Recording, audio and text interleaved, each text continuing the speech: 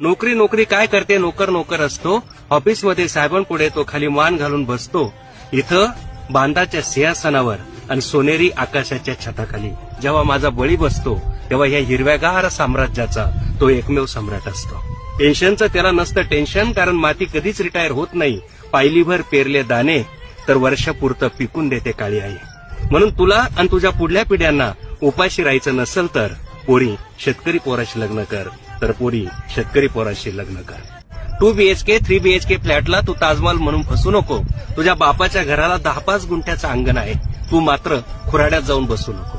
मोबाईलवरच्या animated पावसात कधीच कोणी भिजत नाही. शहरामधल्या 5व्या मजल्यावर कुठलंच सुख रुजत नाही. भिजायचं असेल, रुजायचं असेल तर हवी असते माती आणि वरून खऱ्याखुऱ्या पावसाची सर. तुला आयुष्य करायचं असेल हिरवगार, तुला आयुष्य करायचं असेल हिरवगार, तर पोरी शेतकरी पोराशी लग्न कर, तर पोरी शेतकरी पोराशी लग्न कर. माझं 1 मे रोजी लग्न होतंय, तर मी तुम्हाला लग्न जमान्याचा सुंदर असा किस्सा सांगते. माझ्या घरच्यांचं असं म्हणणं होतं की मी एका नोकरदार मुलाशी लग्न करावं, पण तसे स्थळ आले ते, पण माझीच मनापासून इच्छा होत नव्हती. संदीप जगताप सर यांची कविता ऐकली व माझे घरच्यांचे विचार बदलले. ते सरांनी सांगितलंय, खुराड्यात जगण्यापेक्षा मोकळ्या हवेत जगलेलं कधीच चांगलं.